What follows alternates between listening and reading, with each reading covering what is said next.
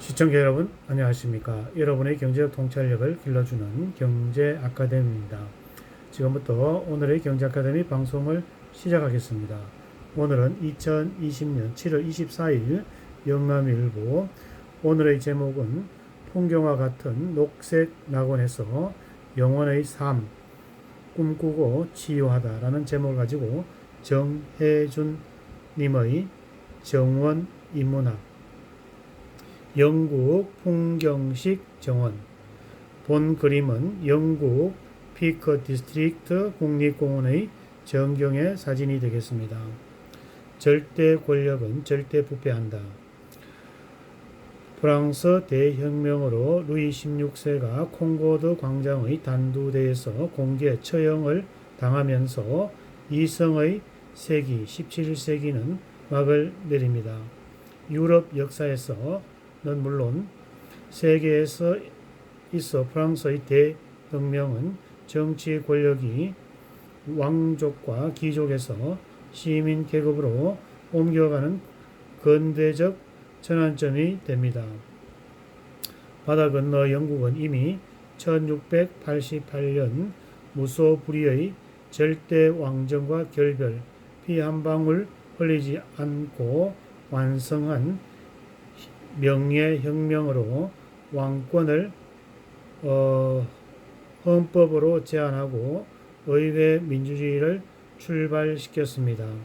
명예혁명의 성공과 근대 민주주의의 탄생은 대규모의 농업과 면직물 수공업으로 자본이라는 새로운 권력을 움켜쥔 시민층의 성장이 있었기에 가능하였습니다. 정치적인 안정적인 정치의 환경과 탄탄한 국내 시장, 공격적인 해외 식민지 무역으로 자본가의 영역이 더욱 확대되고 산업 자본주의의 토양이 마련되었습니다. 제임스 와트의 전기기관의 발명은 근대화의 촉매가 됩니다. 전기기관으로 촉발되는 소위 산업혁명은 과거의 공장제 수공업 방식으로부터 기계공업에 의한 대규모 대량 생산체제로 변화를 가져왔습니다. 이러한 축적된 자본과 넓은 국내외 소비시장, 풍부한 노동력, 여기에 철, 석탄 등의 풍부한 지하 자원은 영국이 가장 먼저 산업혁명을 이룰 수 있는 배경이 되었습니다. 급변하는 사회상을 목격하고 주도한 자신만의 충만했던 자본가들 사이에는 과거의 질서는 곧 구습이며 인간 이성의 힘으로 타파해야 할 개혁의 대상이었습니다. 진보적 지적 사상운동가였던 계몽주의는 인간이 이룩한 이성과 과학의 힘으로 자연과 인간관계, 사회와 정치, 문화를 객관적으로 관찰, 그 속에서 보편적인 진리를 발견하고 이를 통해 개선시키고자 하는 시대의 정신이었습니다. 산업화로 막대한 부까지 쌓은 지주들 사이에는 이탈리아의 계단식 정원과 프랑스의 기하학적인 정원 조성이 유행하였습니다. 그러나 매우 춥지도 덥지도 않은 그리고 여름 한두 달을 제외하고는 늘 비가 오락가락하는 날씨와 더 넓게 펼쳐진 평야도 높은 산맥도 아닌 나지막한 목초지 언덕의 섬나라 영국이 아니었던가. 계명주의 사상가들은 영국의 자연환경과 그다지 어울리지 않는 가성비가 떨어지는 대륙 스타일의 정원은 그다지 아름답지도 합리적이지도 않았습니다. 영국의 시인 알렉산더 포프는 화려한 문양의 자수화단과 토피어리로 꾸며진 질서정연하고 깔끔한 기하학식 정원을 저급한 아름다움으로 뒤덮여 오히려 피로감을 준다고 신랄하게 비판하였습니다. 더욱이 1815년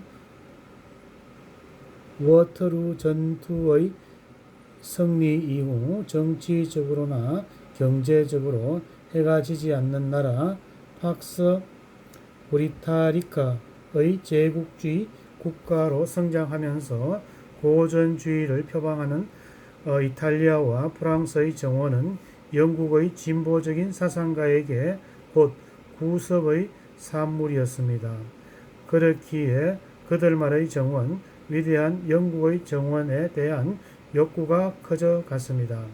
영국에서 계몽주의가 퍼져나가던 시기 상류층의 자본주의자들은 자녀를 영국 제국의 세계 식민의 교양인으로 키우기 위해 사회생활 전에 유럽 대륙으로 그랜드 투어를 보내었습니다. 고전 문화의 산지인 고대 그리스 로마의 유적지와 프랑스를 꽃피운 이탈리아, 세련된 예법의 도시 파리가 필수 코스였습니다. 그랜드 투어는 젊은 귀족의 자체에게 세계의 정치와 사회 경제를 제대로 이해할 수 있는 현장 중심의 엘리트 교육이었습니다. 장기 여행 중에 만난 찬란했던 고전 문화의 유적들은 이번 잡초로 뒤덮인 황폐화된 상태로 세월의 흔적을 고스란히 받고 방치된 상태였습니다. 이탈리아의 빌라의 정원과 프랑스의 기하학적인 정원을 직접 보고 돌아온 후부터 그들의 전형적이고 경직된 모습의 고전적 정원에 더욱 매력을 잃어가기 시작하였습니다. 오히려 귀족 자제들은 버린 이탈리아의 캄파냐의 저는 풍경을 담은 클로드 로랭의 풍경화, 신화적인 서사시를 저는 풍경 배경으로 고대 조학의 단편이나 신전의 폐허를 함께 그린 니콜라스 후생의 풍경화를 마치 우리가 여행지에서 사진 엽서나 냉장고의 자석을 기념품으로 구입하듯이 수집하였습니다. 프랜더스와 북부 이탈리아에서처럼 그렸던 풍경화는 이렇게 유럽 대륙을 거쳐 18세기 영국에서도 유행하게 되었습니다. 영웅적 서사시와 고전적 폐허의 모습이 농촌의 이미지와 섞인 풍경화는 당시 인간 이성을 절대적으로 본 계몽주의의 반대해 인간의 감정과 감성을 강조하는 낭만주의의 지식인들에게 환영받았습니다. 풍경화가 있는 그들의 모습을 그린 것이 아니었습니다.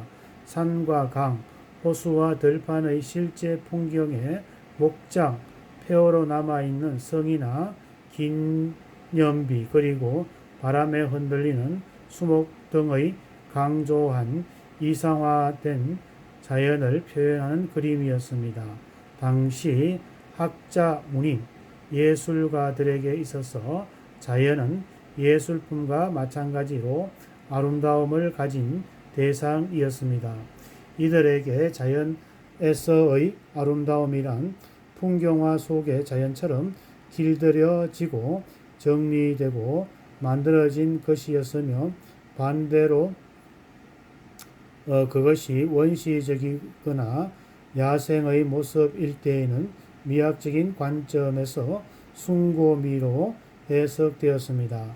낭만주의자들은 자연의 아름다움과 숭고미의 철학적인 탐구의 대상이었으며 이에 대한 실천적 담론으로 산업혁명 이후 난개발에 의해 생활 환경 파괴에 실험하던 영국의 자연의 아름다움과 전원의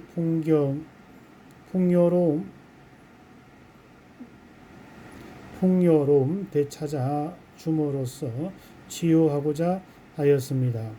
지역 관습과 전통의 영적 가치를 중시한 민족주의적 낭만주의자들에게 영국의 완만한 지형으로서 굽어쳐 흐르는 시냇물, 여기저기에 흩어져 있는 수목과 푸른 초지 위에 풀을 뜯고 있는 양떼의 영국 농촌 풍경은 회복의 대상이었고, 이는 곧 풍경운동, 즉 이른바 픽처레스크 운동으로 이어지게 되었습니다.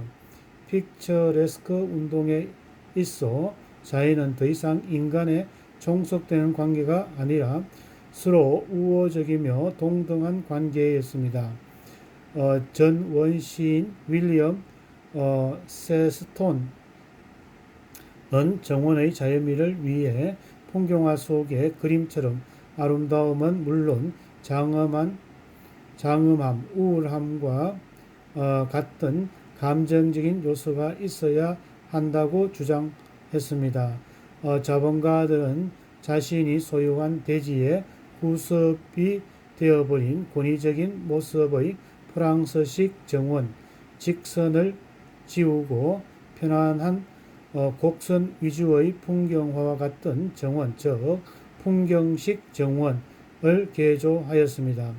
윌리엄 켄트, 캐퍼빌러티 브라운 등의 스타 정원사들은 화가가 캔버스 위에 풍경화를 그리듯이 굽이치는 언덕에 물줄기를 돌리고 길을 내고 나무를 심어 전원 풍경을 담은 녹색의 낙원을 조성하였습니다. 자유로운 형태의 야생은 길들여지고 전형적인 형태의 기존 정원 자연스럽게 연출돼 정원은 로댕과 푸생의 풍경화 속 장면과 같은 모습을 담게 되었습니다. 의도된 풍경 속에는 고대 로마의 시스, 베르길리우스의 영웅, 서사시의 영웅이 겪는 고난과 환희의 인생 역정의 배경이 되는 신정과 암흑 동굴, 성스러운 숲을 폐허의 모습으로 세워 장엄한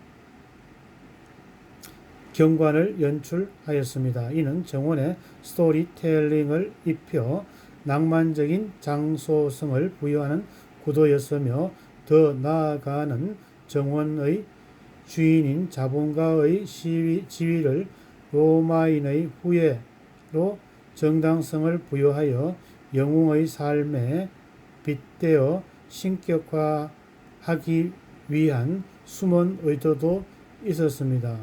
오늘은 정혜준 계명대 생태조경학과